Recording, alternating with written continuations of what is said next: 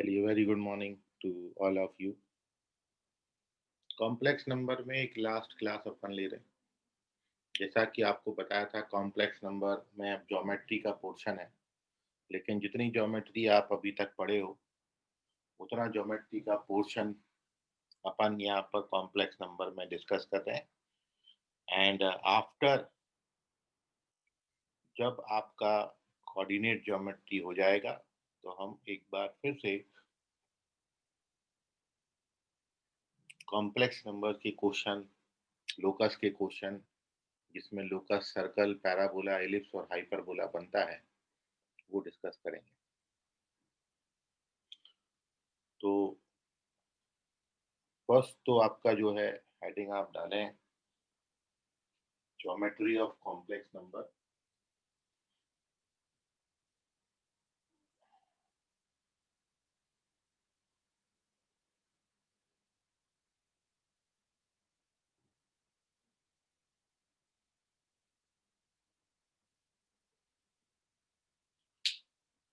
और इसमें कुछ बातें जो मैं आपके साथ ऑलरेडी डिस्कस कर चुका हूँ वो अपन यहाँ पर लिख लेते हैं कंप्लीटली। कि if A and B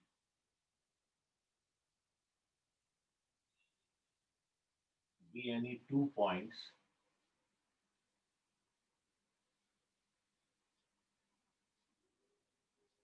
then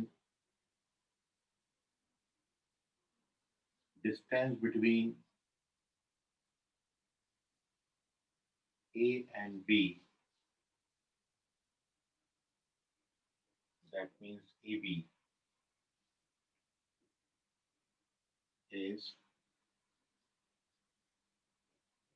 given by this formula mod z1 minus z2, या फिर आप इसको mod z2 minus z1 भी लिख सकते हो। किसी में से भी किसी भी कॉम्प्लेक्स नंबर को सब्ट्रैक्ट करके यदि आप उसका मॉड निकाल लेते हो तो ये जो आएगा mod z1 minus z2, this is distance between 2 points in complex plane. यदि आपको दो नंबर दिए हैं, दो कॉम्प्लेक्स नंबर दिए हैं, उनके बीच में आपको डिस्टेंस निकालना है। इस बात का यूटिलाइजेशन आप ऑलरेडी कर चुके हैं पहले क्वेश्चन में। तो हम उसको मॉड z1 माइनस z2 से या मॉड z2 माइनस z1 से डिनोट करेंगे। ये ए और बी के बीच में डिस्टेंस को डिनोट करेगा। तो दिस इज दी डिस्टेंस। ये आप कोऑर्डिनेट ज्योमेट्री 10th क्लास में जो पढ़ते थे, बिल्कुल वही चीज है। दोनों से बिल्कुल बातें सेम आती हैं। क्योंकि आप ये देख रहे हो कि यदि मैं इफ यू टेक z1 को मैं यदि x1 प्लस आयोटा y1 लूँ और z2 को मैं x2 प्लस आयोटा y2 लूँ, तो जब आप z1 में z2 को सब्ट्रैक्ट करेंगे तो रियल पार्ट में सब्ट्रैक्ट होता है और इमेजिनरी पार्ट इमेजिनरी पार्ट से सब्ट्रैक्ट होता है।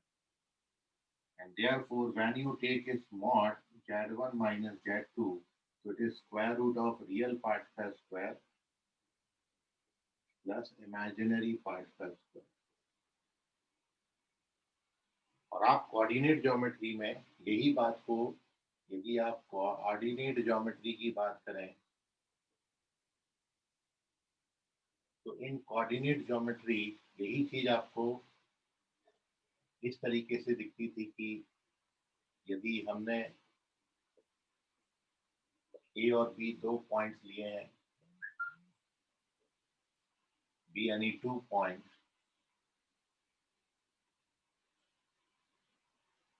then distance between them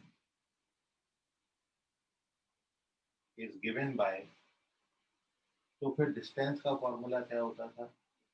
ये आपने डिस्टेंस फॉर्मूला कोऑर्डिनेट ज्योमेट्री में पढ़ा, x1 माइनस x2 का square plus y1 minus y2।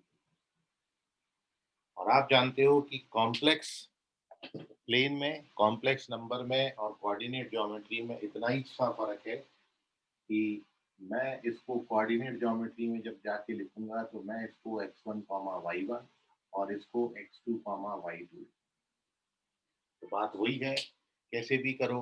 तो आप को यदि कॉम्प्लेक्स नंबर में क्वेश्चन समझ में नहीं आ रहा है, तो आप Z1 की जगह x प्लस आई वाई ऐसा लिख के उसको कोऑर्डिनेट ज्योमेट्री में लिख दें, और कोऑर्डिनेट ज्योमेट्री जितना आपने पढ़ा है उसका यूटिलाइजेशन आप करके, ये आपको लोकस के वक्त भी बताया था कि यदि आपने किसी पॉइंट का लोकस निकालना है तो आप z की जगह x प्लस आयोटा वाई लिखते हैं, कहने का मतलब x कॉमा वाई लिखते हैं।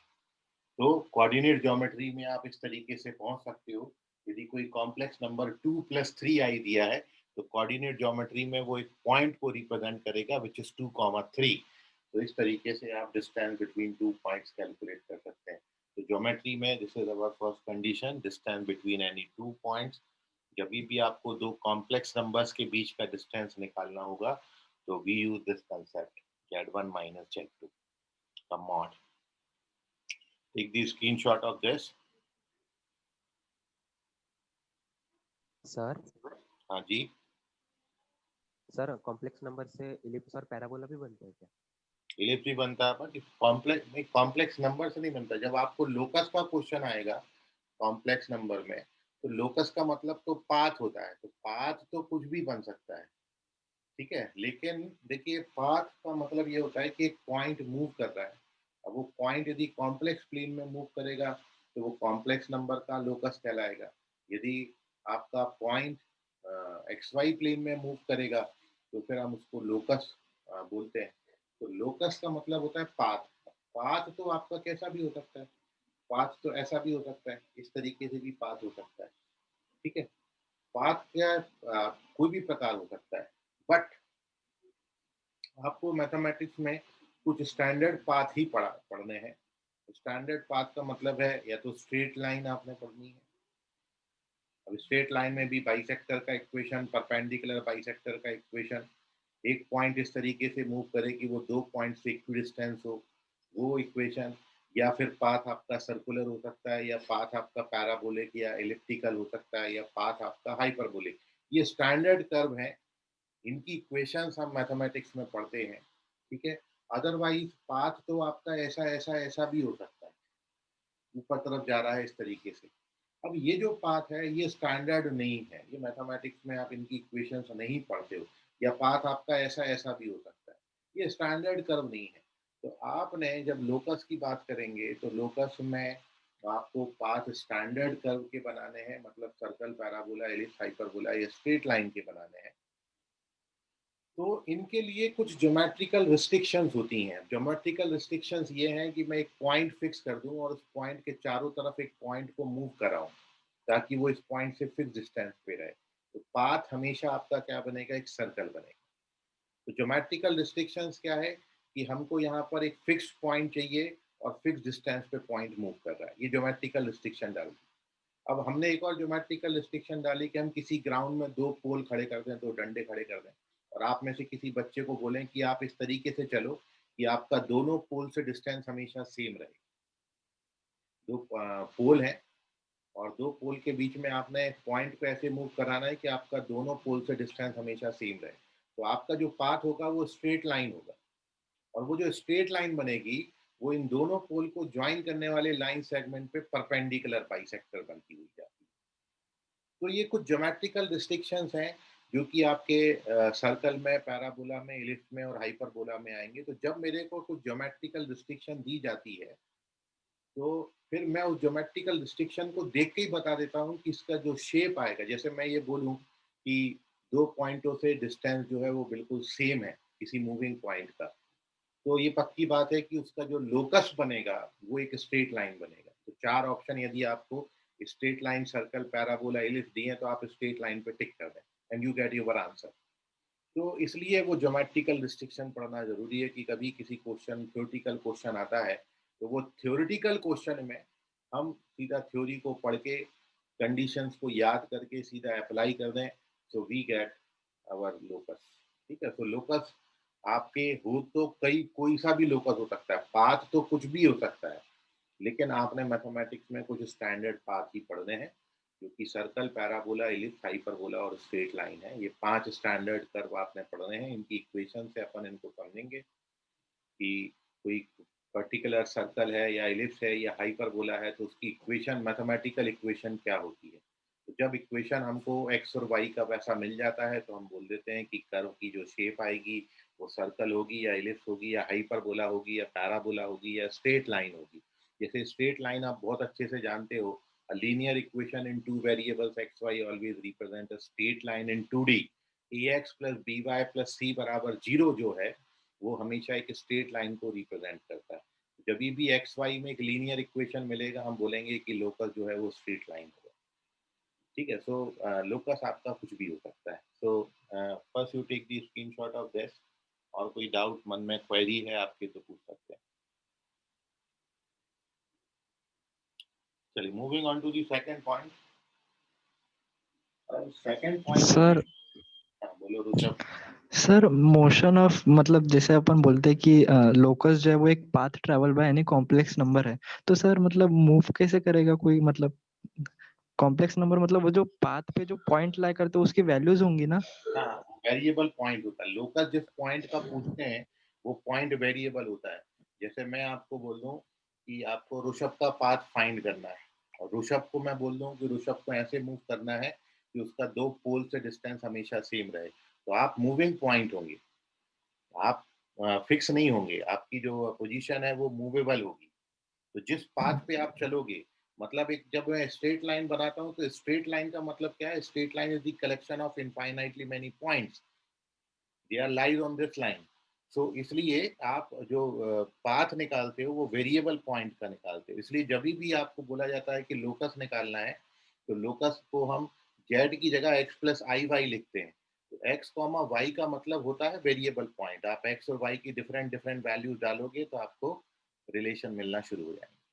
क्लियर है? सर मतलब फॉर एग्जांपल जैसे दो पोल वाले एग्जांपल है और स्ट्रेट लाइन में जाना है, तो अगर अपन ऐसा बोले कि वो जो लाइन से मैं जा रहा हूँ तो उस पे एक x1 y1 पॉइंट है और एक x2 y2 पॉइंट है, तो अगर मैं एक कॉम्प्लेक्स नंबर हूँ, जैसे अगर ऋषभ वो लाइन से जा रहा है, तो जब अगर मैं x1 y1 और x2 y2 से पास करूंगा तो इसका मतलब यही हुआ ना कि वो ऋषभ की अलग अलग वैल्यूज है जो सेटिस्फाई करेंगी ना। हाँ। हाँ मतलब यही है ना मेन जो कॉन्सेप्ट है। हम्म। ठीक है। चलिए, तो दूसरी बात जो इसमें है वो है आपका सेक्शन फॉर्मूला, जो कि आप 10th में भी पढ़ते थे। दूसरा पॉइंट जो इसमें अपन डिस्कस कर रहे हैं वो है सेक्शन फॉर्मूला। सेक्शन फॉर्मूला की कहानी ऐसी है कि मैं यदि यहाँ पर दो पॉइंट ले लेता हूँ, Z1 और Z2, और कोई तीसरा पॉइंट C, इसको m/n के रेशियो में इंटरनली डिवाइड करता है,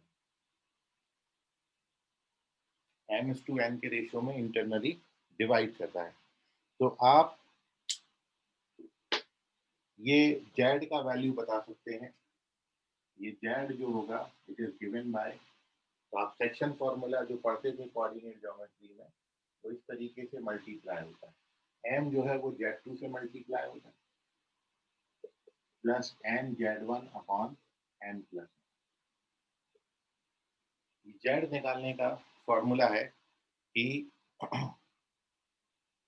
if you have to find a complex number on the line segment AB which divides the line joining A and B internally in the ratio m/n, then we use this formula for calculating the coordinate of Z या complex number Z। अब यही बात को यदि आप coordinate geometry में समझें तो इसी बात को कोऑर्डिनेट ज्योमेट्री में आप कुछ इस तरीके से लिखते थे।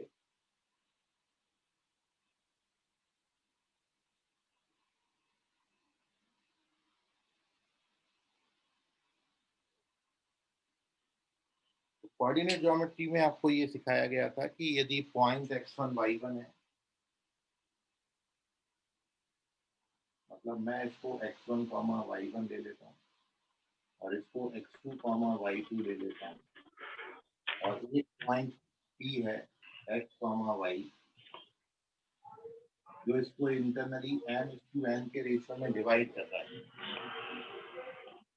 If this point divides the line segment dividing AB internally in the ratio m/n, तो ये इस पॉइंट P का जो x कोऑर्डिनेट होता था, x कोऑर्डिनेट निकालने के लिए आप फॉर्मूला यूज करते थे mx2 plus nx1 upon m plus n, और ऐसे ही ये जो y कोऑर्डिनेट होता था ये होता था my2 plus ny1 upon m plus n। ये सेक्शन फॉर्मूला है कि यदि आपको दो पॉइंट के कोऑर्डिनेट दिए हैं और इस पॉइंट P का कोऑर्डिनेट निकालना है जो कि इस AB को m/n के रेशियो में इंटरनली डिवाइड करता है, तो इस पॉइंट P का x कोऑर्डिनेट इस तरीके से निकालेंगे और इस पॉइंट P का y कोऑर्डिनेट इस तरीके से निकालेंगे। तो बात वही है कि आपको m को यहाँ मल्टीप्लाई करना है, n को यहाँ मल्टीप्लाई करना है। यही बात कॉम्प्लेक्स नंबर में आप लिखोगे तो ऐसी लिखी जाएगी, क्योंकि आपने केवल करना क्या है,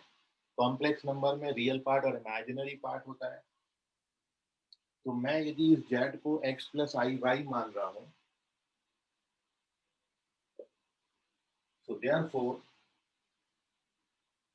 z का मतलब x प्लस आयोटा y है, और x का वैल्यू आपने क्या निकाला है, mx2 plus nx1 upon m plus n plus i, और y का वैल्यू आपने निकाला है my2 plus ny1 upon m plus n।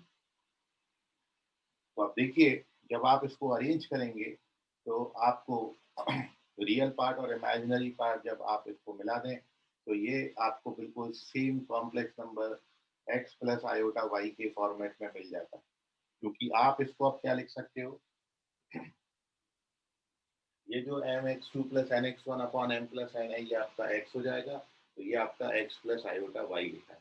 तो आप देखिए कोऑर्डिनेट ज्योमेट्री में और इसमें केवल इतना ही फर्क है कि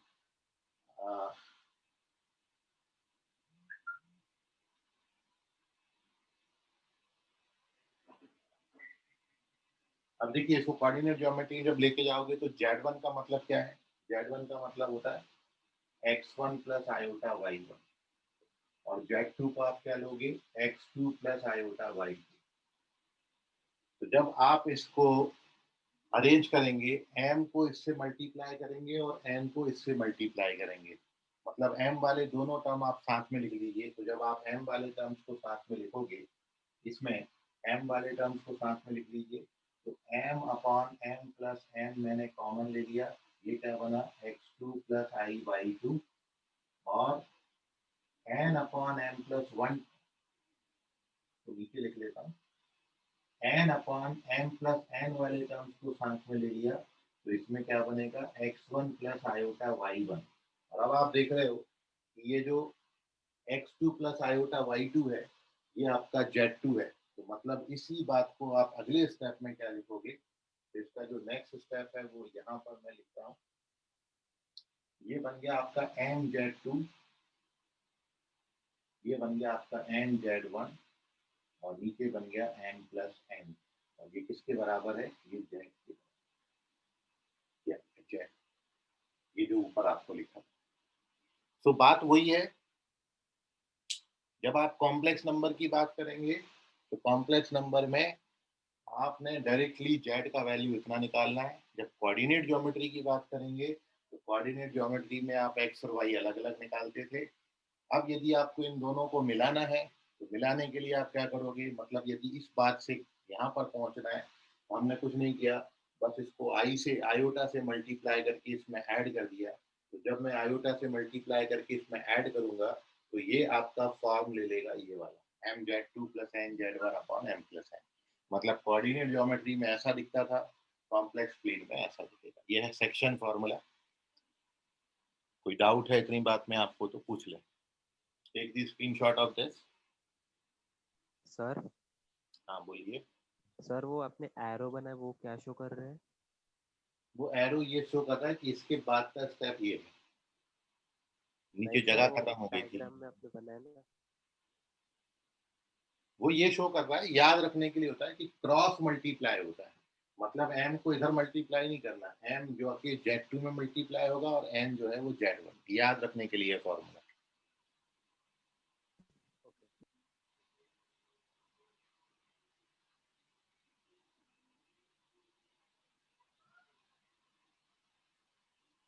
कई बार गलती से बच्चे यदि ये m दिया है तो ये z1 में मल्टी, मतलब ये नहीं लिखना mz1 plus mz2 upon m plus n, वो नहीं लिखेंगे, क्रॉस मल्टीप्लाई करना। ये याद रखने के लिए फॉर्मूला बताया, इसलिए वो डायग्राम में एरो लगा दिया, curvy arrow. Now moving on to the third page.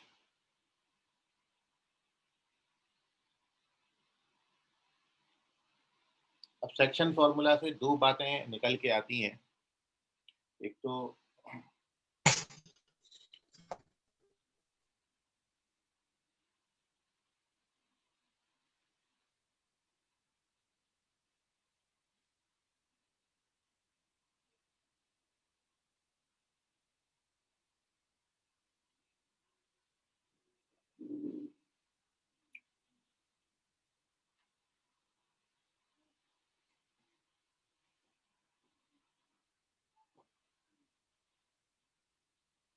Mid point of z1 z2,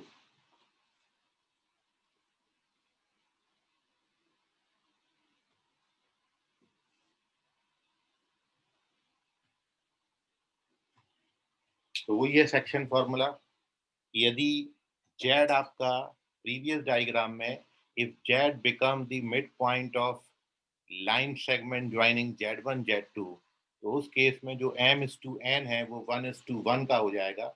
मतलब आपने m और n दोनों की जगह 1:1 डाल देना है। इनडायरेक्टली सीधा सीधा मिड पॉइंट फॉर्मूला है, तो वो अपन सीधा सीधा लिख सकते हैं कि यदि आपको z1 और z2 का मिड पॉइंट निकालना है तो उसको z1 प्लस z2 अपॉन 2 लिखेंगे। तो ये आपने लास्ट टाइम क्वाड्रिलेटरल के वक्त भी लिखा था। यदि 4 पॉइंट्स दे रखे हैं तो कोई सा भी क्वाड्रिलेटरल हो, पैरेललोग्राम, स्क्वायर, रेक्टेंगल या रोम्बस, उसमें हमेशा डायगोनल बाइसेक्ट ईच अदर। तो चारों के लिए सबसे पहली कंडीशन यही होती है कि z1 प्लस z2 बाई 2, मतलब अपोजिट वर्टेक्स का जो सम बाई 2 है वो mid point of and points of diagonal होंगे। तो मिड पॉइंट निकालने के लिए, दो कॉम्प्लेक्स नंबर का मिड पॉइंट निकालने के लिए दोनों को ऐड करके 2 से डिवाइड करेंगे। तो ये सेक्शन फॉर्मूला का बहुत पर्टिकुलर केस है, when z divides line joining z1 z2 in the same ratio, मतलब बाइसेक्ट करता हो। और इसी सेक्शन फॉर्मूला से आपको एक, एक और फॉर्मूला मिलता है which is the centroid. Centroid आप सभी लोग जानते हैं कि सेंट्रॉइड जो है, it is the point of intersection of all the medians of the triangle. और साथ में आप एक कंडीशन और जानते हैं कि centroid divides each median internally in the ratio 2:1। तो यही जो 2:1 का कंसेप्ट है, इसी को यूज करके आप सेंट्रॉइड के लिए कोऑर्डिनेट बता सकते हैं। कोऑर्डिनेट ज्योमेट्री में आप पढ़ते थे। तो देखिए, दूसरा पॉइंट इसमें यह है कि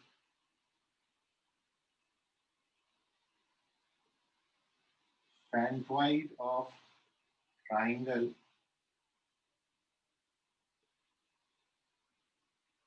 with vertices z1, z2 and z3 is given by z is equals to z1 plus z2 plus z3 by 3। मतलब यदि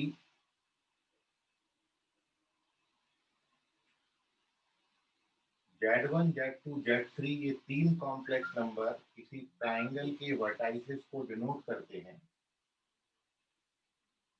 तो उस ट्राइंगल का जो सेंट्रॉइड होता है, सेंट्रॉइड मतलब मीडियंस का पॉइंट ऑफ इंटरसेक्शन, और मीडियंस क्या होंगे, किसी भी वर्टेक्स को अपोजिट साइड के मिड पॉइंट से ज्वाइन करना। मिड पॉइंट हमने,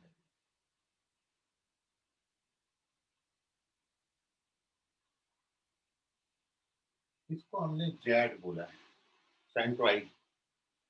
और ये मिड पॉइंट है, इसको मैं नाम दे देता हूँ डी, ई और एफ। और ये तीनों के तीनों जो है डी, ई, एफ, ये मिड पॉइंट है, ये इन साइड के मिड पॉइंट। और ये जो सेंट्रॉइड है, ये इस मीडियन को 2:1 के रेशियो में इंटरनली डिवाइड करता है। तो इसी कंसेप्ट से सेक्शन फार्मूला का यूज करके आपको जेड की वैल्यू इतनी मिल जाती है। कैसे मिलेगी? तो आप सबसे पहले डी, चूंकि बीसी का मिड पॉइंट है, तो आप डी का कोऑर्डिनेट लिख सकते हैं। मिड पॉइंट है तो कितना आएगा? Z2 प्लस Z3 अपॉन 2, ये डी हो जाएगा।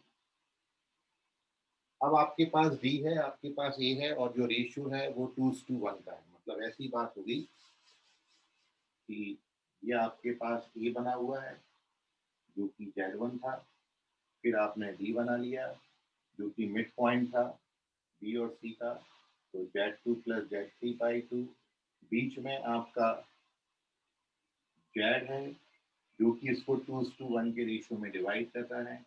तो अब ये जो सेक्शन फॉर्मूला आपने ऊपर पढ़ा था वो लगा दें। तो सेक्शन फॉर्मूला क्या होता है? 2 इससे मल्टीप्लाई होगा, मतलब Z2 प्लस Z3/2 प्लस 1 इससे मल्टीप्लाई होगा Z1 डिवाइडेड बाय 2 प्लस 1। तो व्हेन यू सिंप्लीफाई दिस तो ये कट जाता है and you get Z1 plus Z2 plus Z3/2। इस तरीके से सेक्शन फार्मूला का इस्तेमाल करके और सेंट्रोइड का कंसेप्ट यूज करके आपको जब भी तीन वर्टेक्स दे रखे हैं, तीन पॉइंट्स दे रखे हैं जो कि ट्राइंगल फॉर्म कर रहे हैं, तो आप उस ट्राइंगल का सेंट्रोइड बता सकते हो, विच इज जेड बराबर Z1 पर तीनों को ऐड करके 3 से डिवाइड कर देना। तो मिड पॉइंट के लिए दोनों को ऐड करके 2 से डिवाइड करेंगे और सेंट्रोइड को तीनों को ऐड करके 3 से डिवाइड करेंगे। Take the screenshot of this. कोई डाउट है इसमें तो पूछ लीजिए। सर सर ये जो फॉर्मूला है इसको अपन जनरलाइज कर सकते क्या? जैसे अगर स्क्वायर है उसके अगर चारों साइड्स के मिड पॉइंट का। नहीं, तो चारों साइड्स के मिड पॉइंट से क्या, उस केस में उसको वहां पे सेंट्रॉइड नहीं बोलेंगे। वहां पर ये सेंट्रॉइड बनता है, चार वर्टेक्स के केस में टेट्राहेड्रॉन बनता है। टेट्राहेड्रॉन का centroid Z1 plus Z2 plus Z3 plus Z4/4 होता है। अच्छा ठीक, चलिए। सो इनका यूटिलाइजेशन पर बेस अपन एक दो क्वेश्चन कर रहे हैं, फिर अपन कंसेप्ट में आगे बढ़ेंगे। ये वो बातें हैं जो 10th में हम ऑलरेडी जानते थे, उन्हीं का अपन यहाँ पर यूटिलाइजेशन देख रहे हैं। Geometry of complex number.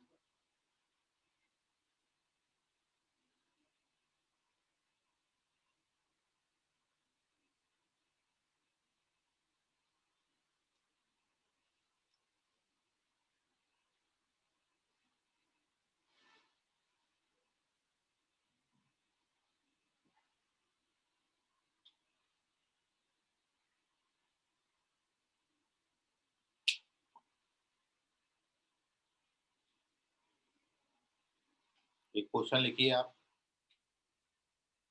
If PQR S represents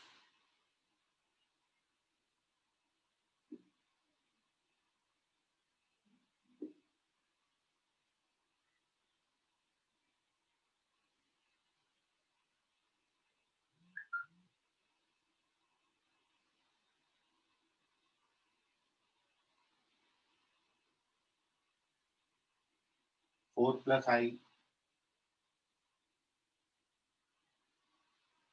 1 plus 6i, -4 plus 3i and -1 -2i respectively,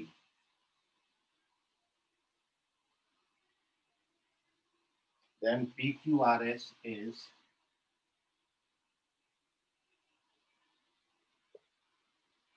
option है आपका रेक्टेंगल,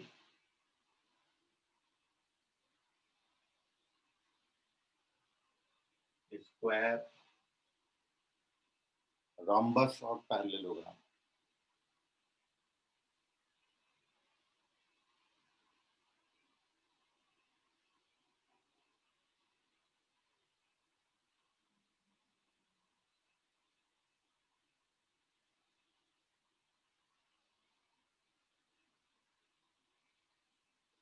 चार दिए हैं पॉइंट्स, आपको बताना है कि कौन सा होगा।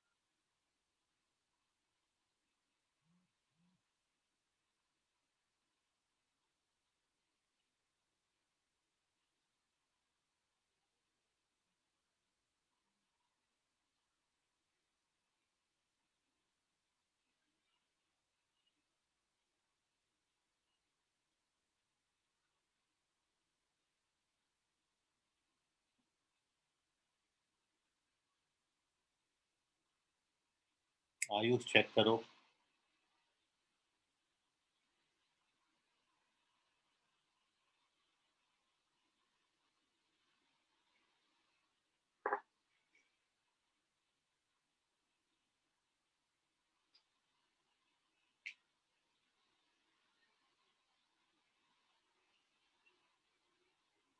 मयूर करेक्ट है।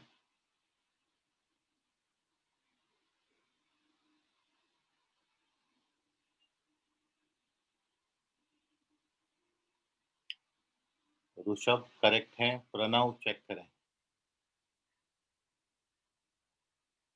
तेज प्रताप चेक करें।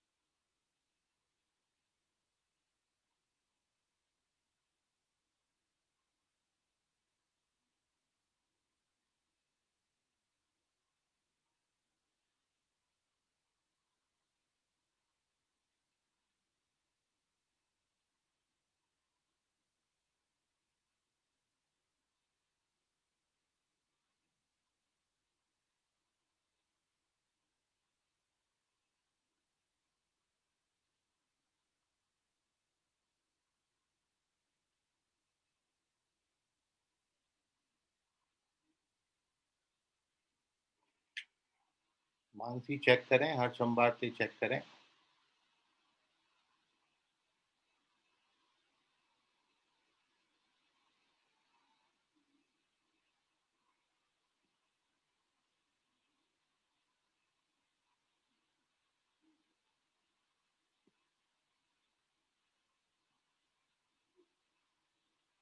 चलिए, तो देखिए सॉल्यूशन आपको साफ साफ दिख रहा है कि आप ये कंडीशन को, कल आपको कंडीशन लिखाई थी और ये स्क्वायर की कंडीशन को फुलफिल करता है।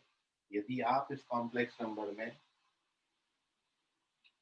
ये तो सेटिस्फाई हो गई होगा, ये आप करके देख लें। ये पहली कंडीशन आपने लिखी थी Z1 प्लस Z3 बराबर Z2 प्लस Z4 आता है। दूसरा Z1 minus Z2 is equals to Z1 minus Z4। Pair of adjacent sides के लेंथ इक्वल आते हैं इसमें। और तीसरा, डायगोनल की लेंथ भी बराबर आती है। ये तीनों आप कंडीशन फुलफिल करके देखें। हेलो जी, ओके मैडम, बोलिए। जी,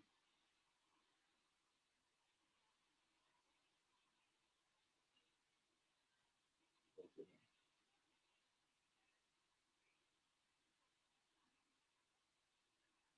हाँ, हाँ,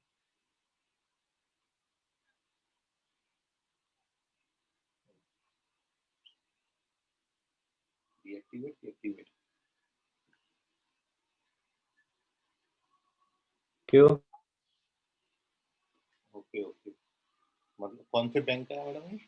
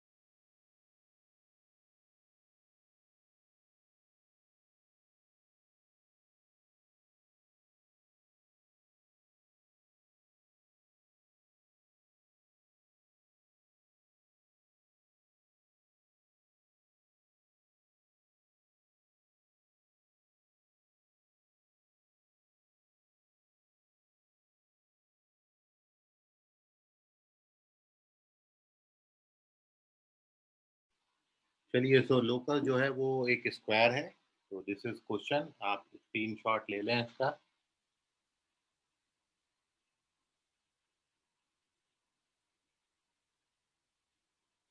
चलते हैं अभी आगे।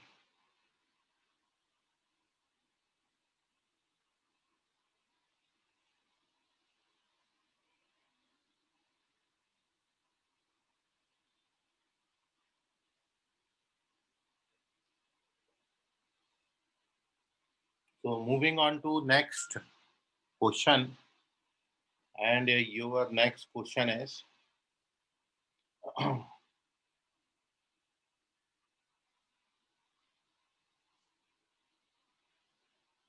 देखिए, अब मैं इसमें आपको ये क्वेश्चन मैं खुद ही कर देता हूँ, क्योंकि एक इम्पॉर्टेंट कंसेप्ट भी आपको सीखने को मिल जाएगा इसमें। तो क्वेश्चन ये है कि, और आप भी ट्राई कर सकते हैं मेरे पहले। क्वेश्चन है, if z1 is equals to 1 plus I,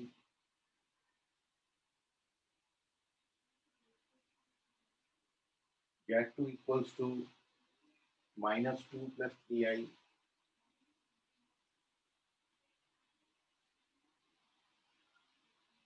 and z3 is equals to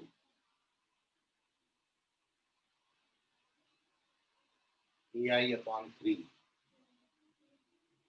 are collinear,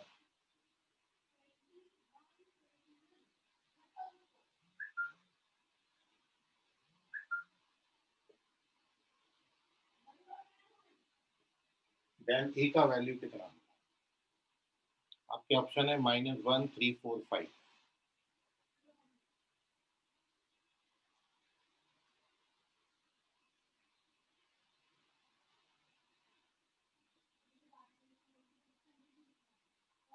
तो देखिए, अब सॉल्यूशन में आप इस क्वेश्चन के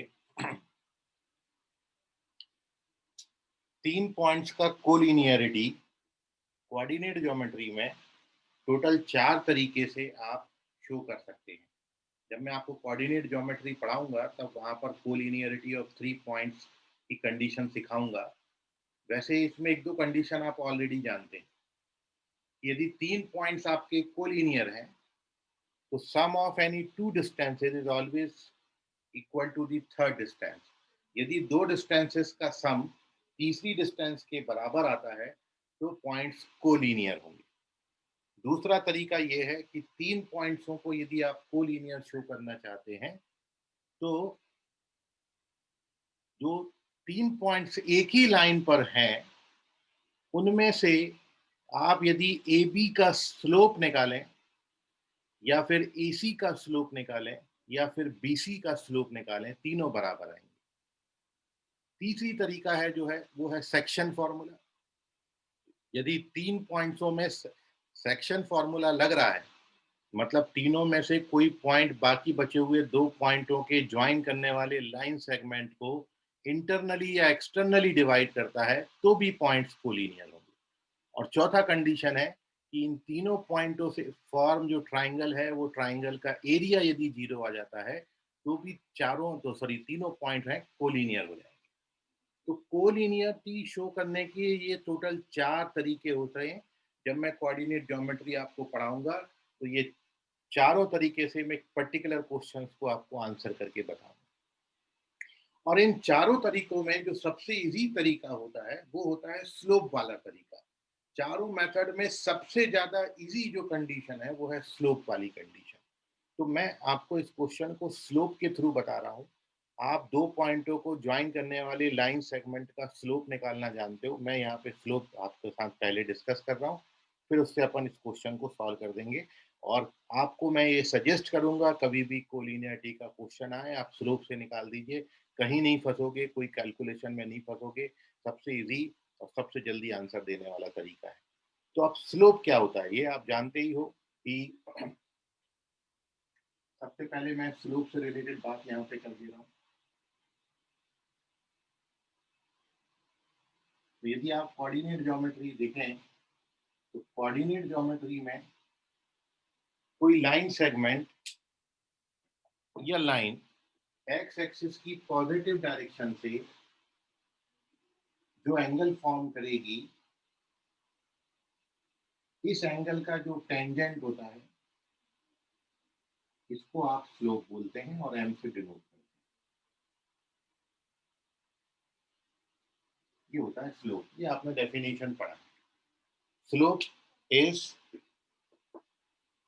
the tangent of the angle made by the line with positive direction of x axis, मतलब anti clockwise direction से angle form होना चाहिए, तो इसको हम स्लोप ऑफ द लाइन बोलेंगे, tan थीटा के बराबर। अब स्लोप पे दो बातें आती हैं। यदि आपको एंगल दे दे तो सीधा इसका टेंजेंट मार दो and you get the slope. Otherwise यदि आपको एंगल नहीं देते हैं, यदि मैं एंगल यहां से गोल कर लेता हूं और अब मैं यदि इस लाइन का स्लोप निकालना चाहूं और एंगल नहीं दिया है, तब आपको इस लाइन पर दो पॉइंट देंगे, x1 y1 और x2 y2। ए और बी दो पॉइंट दिए। तब उस केस में ये जो स्लोप है इट इज इक्वल टू होता है y2 minus y1 upon x2 minus x1। और आप इस बात को बड़ी इजीली वेरीफाई कर सकते हैं कि ये tan थीटा के बराबर कैसे हो गया। तो मैं यदि यहां से परपेंडिकुलर ड्रॉ करूं और यहां से परपेंडिकुलर ड्रॉ करूं, तो आप देख रहे हो कि ये जो लेंथ आएगी, ये टोटल लेंथ ओरिजिन से लेके इस एम तक, ये OM का जो लेंथ है ये है आपका x2, और ये जो लेंथ है आपका, इसको OA का लेंथ, OA का लेंथ जो होगा वो होगा x1। मतलब ये जो लेंथ आएगी आपकी, ये आती है x2 minus x1, and similarly ये लेंथ आएगा y2 माइनस y1। अब मैं ये मान लूं कि ये लाइन यदि एंगल थीटा फॉर्म कर रही है, तो चूंकि ये दोनों लाइंस पैरेलल हैं तो ये एंगल भी थीटा होगा। तो अब इस राइट एंगल ट्राइंगल में जब आप tan थीटा लगाएंगे तो tan थीटा होता है अपोजिट अपॉन बेस, तो ये इस तरीके से आ जाता है। मतलब स्लोप निकालने के दो तरीके हैं, एंगल दिया हो तो टेंजेंट लगा दो, और एंगल नहीं दिया हो तो दो पॉइंट दिए होंगे, दो पॉइंटों से इस तरीके से वी गेट दी स्लोप। अब आपको जो मैंने बोला, यदि तीन पॉइंट्स ए बी सी एक ही लाइन पर आ जाए,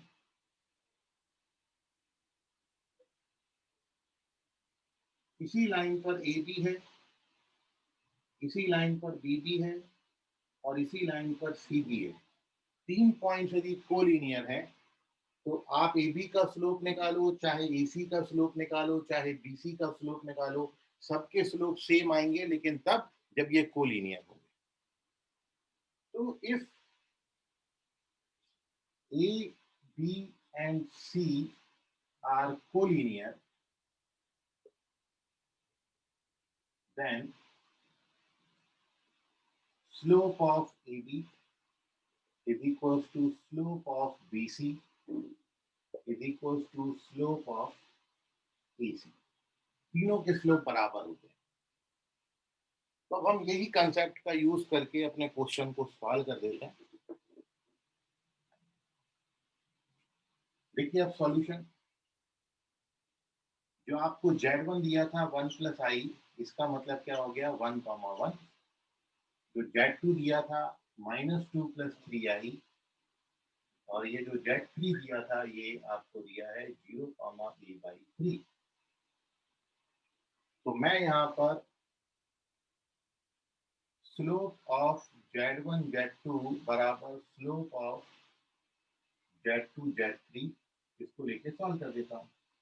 तो Z1 Z2 का स्लोप क्या आएगा, ये फॉर्मूला भी आपको बताया, y2 minus y1 upon x2 minus x1, और इसका स्लोप a/3 0 माइनस 2 आएगा। तो ये 3 ये वाले कैंसिल हो जाते हैं, और ए का वैल्यू आप देख रहे हो माइनस का 4 आ जाता है। गड़बड़ किया क्या? Z1 Z2 का स्लोप -3 और इसका स्लोप a/3, ओके रिकॉर्ड किया यहाँ पर, a/3 -3 है,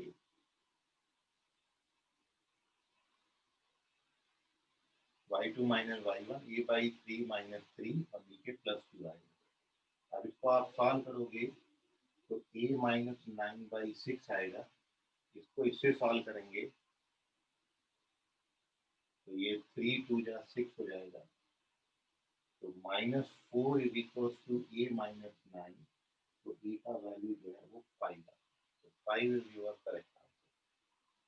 सॉरी, हाँ सही है, डी ऑप्शन करेक्ट है। अब आपको इतनी बात में कोई डाउट है तो पूछ लीजिए। ये स्लोप का कंसेप्ट बताया, कोलिनियरिटी का क्वेश्चन भी आप इस तरीके से बना सकते हो। Take the screenshot of this. कोई मन में सवाल, प्रश्न, क्वेश्चन आ रहा है तो पूछ लीजिए।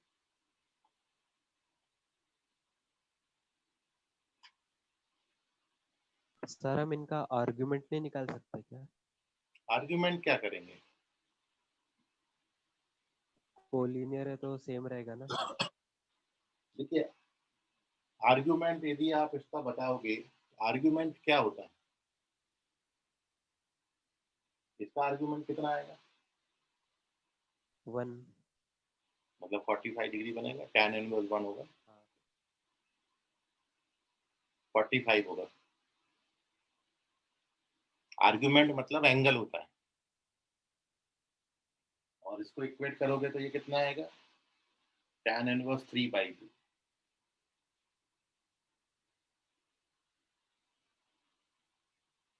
माइनस का वो भी, क्योंकि ये सेकंड क्वाड्रेंट में आ गया,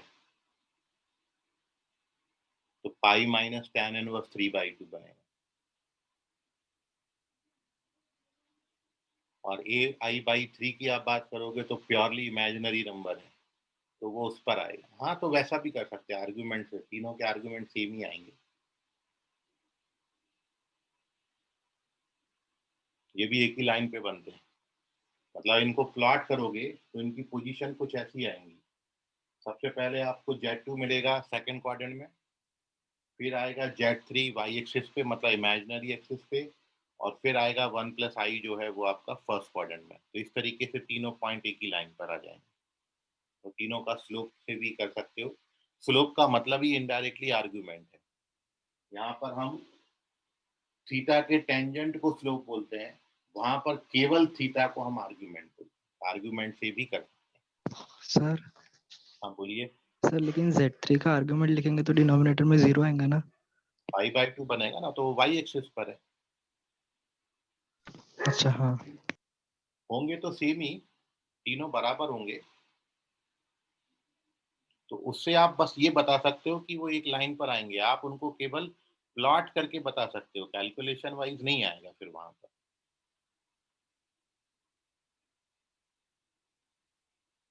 मतलब आप अननोन का वैल्यू नहीं निकाल पाओगे। एंगल तो सेम बनाएंगे, क्योंकि तीनों पॉइंट्स हैं कोलिनियर, तो आप उनके एंगल से बता सकते हो।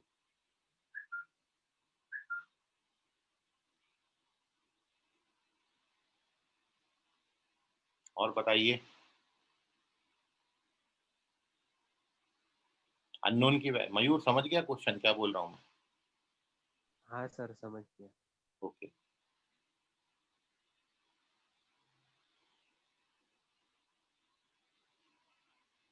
चलिए, तो इसका स्क्रीनशॉट लीजिए।